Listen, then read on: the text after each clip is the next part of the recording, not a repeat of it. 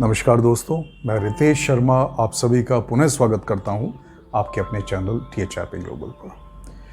दोस्तों, पिछले कुछ समय से मैं आपके सामने मुखातिब नहीं हो पाया, इसका मुझे बहुत खेद है। दरअसल पिछले 2 महीनों से मैं अपने काम, जो मेरा कंसल्टिंग का मेन व्यवसाय है, उसमें कोरोना पैंडेमिक की वजह से हुए नुकसान को, जो हम आउट ऑफ ट्रैक हो गए, जो ट्रैक से पटरी पे से उतर गए, उसको वापस ट्रैक पे लाने के लिए, उसे व्यवस्थित करने के प्रयासों में मैं लगा रहा। उसमें मैं पूर्णतः उसी में अपने आप को लगाए रखा, तो मैं इस वजह से नया वीडियो या नया विचार आपके सामने नहीं लेकर आ पाया। दोस्तों, आज मैं आपके सामने एक पॉइंट लेकर आया हूँ, एक विचार लेकर आया हूँ जो मुझे पिछले कुछ दिनों से काफ़ी व्यथित कर रहा है। मुझे थोड़ा उसकी वजह से कुछ असुविधा और परेशानी मुझे महसूस हुई। मुझे लगा कि ये पॉइंट मुझे आप सबके सामने रखना चाहिए। दरअसल आप सबको मालूम है, हम सब लोग जानते हैं कि करीब 2 महीने पहले,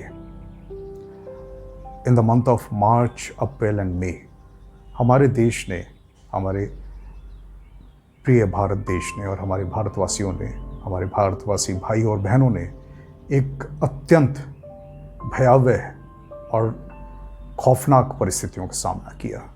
हम लोगों ने कोरोना पैंडेमिक की सेकेंड वेव का सामना किया। बहुत भयावह परिस्थितियों से हम लोग निकले। हमारी सरकार के अथक प्रयासों और हम लोगों के भी प्रयासों के बाद हम इस सेकेंड वेव से तो बच गए, हम उससे बच के निकल तो आए। लेकिन दुख और खेद इस वजह से होता है, बल्कि इसको आप ये कहें कि हमें दुख से ज़्यादा आश्चर्य इस बात पे होता है कि इन चीज़ों को हम, उस भयावह टाइम को हम सिर्फ आज 30 से 40 या 50 दिन हुए होंगे, हम उसको भूल गए।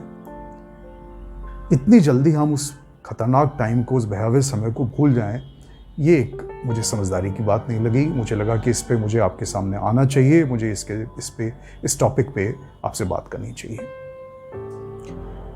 दोस्तों, आप सबको मालूम है कि मार्च और अप्रैल और मई में हमारे देश ने सेकेंड वेव का सामना किया, कोरोना पैंडेमिक का। और वो एक ऐसा टाइम था जबकि ऑफिशियल फिगर्स ही करीब आती थी कि करीब 4 लाख पेशेंट्स डेली के आ रहे थे हमारे देश में, जो कि एक भयावह स्थिति थी। वो समय ऐसा था कि जबकि लगभग सभी ने किसी न किसी रिश्तेदार को या किसी मित्र को या चाहने वाले को खोया। वो एक बहुत ही भयावह समय था। मैं भगवान से प्रार्थना करता हूँ कि मेरे देश को कभी भी ऐसी परिस्थितियों का सामना करना पड़े। लेकिन साथ ही एक प्रश्न ये भी है कि इतनी जल्दी हम उन सब चीज़ों को भुला चुके हैं। 1 महीने में हम उन सब बातों को भुला गए। आज मैं जिधर भी नज़र डालता हूँ, या आप भी जिधर भी नज़र घुमाएंगे, देखेंगे कि लोग बहुत तादाद में मास्क के बगैर घूम रहे हैं। मास्क का प्रयोग नहीं कर रहे हैं, अगर प्रयोग कर भी रहे हैं तो उचित तरीके से नहीं कर रहे हैं। फिजिकल डिस्टेंसिंग की तो आप भूल जाएं, लोग सट के चल रहे हैं।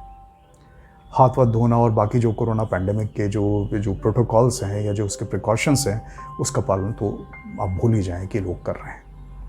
और दुख तब होता है कि जब इतनी बुरी परिस्थितियों को झेलने के बाद आज हमारे देश के कुछ लोग कुल्लू मनाली, मसूरी जैसे हिल स्टेशंस पे टूट के पड़ रहे हैं। हजारों लाखों की संख्या में लोग वहाँ पहुँच रहे हैं।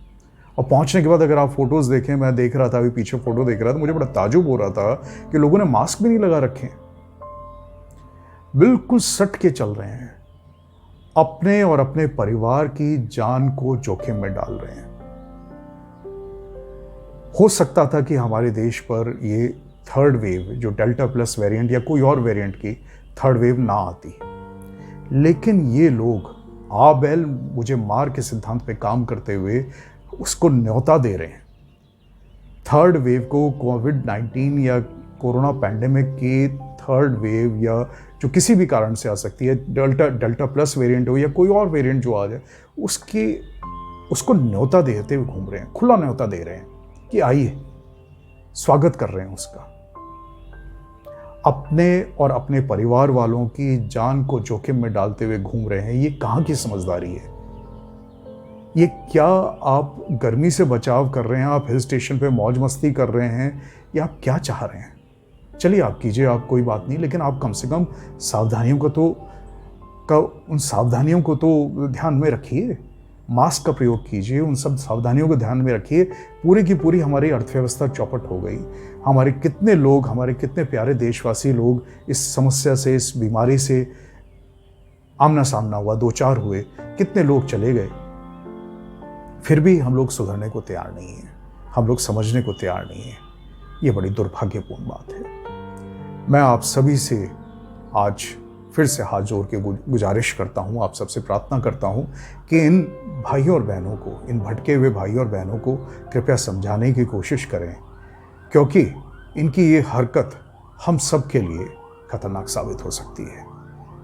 हो सकता है कि कुछ हो सकता था कि ये थर्ड वेव ना आती, लेकिन ये जो काम कर रहे हैं, जिस तरीक़े का इनका ये जो बिहेवियर है, मास्क ना लगाना, फिजिकल डिस्टेंसिंग की धज्जियाँ उड़ाना और कोरोना पैंडेमिक के जो प्रोटोकॉल्स हैं, उनका जो सावधानियाँ, प्रिकॉशंस हैं, उनका पालन ना करना, ये सब ये दर्शाता है कि हमारी इन्हीं लापरवाही की वजह से कोरोना पैंडेमिक की थर्ड वेव कभी ना कभी आ सकती है, शायद जल्द ही आ सकती है। मेरी आप सबसे फिर से ये प्रार्थना है कि कृपया उचित क्वालिटी का मास्क का प्रयोग करें, फिजिकल डिस्टेंसिंग का पालन करें और कोरोना पैंडेमिक के अन्य सभी प्रिकॉशंस का फॉलो करते हुए अपने और अपने परिवार की और अपने समस्त देशवासियों की सुरक्षा को सुयोजित करें। मैं आप सबसे फिर से प्रार्थना करता हूं और उम्मीद करता हूं कि हम इस थर्ड वेव से, ये शायद भगवान करे कि यह आए ना, और हम इस कोविड से, इस कोरोना पैंडेमिक से निजात पाएँ और हमारे सबके काम धंधे, हमारे सब वापस पटरी पे आ जाए, सब लोग, हम लोग वापस अपने नॉर्मलसी पे आ जाएं। जय हिंद दोस्तों।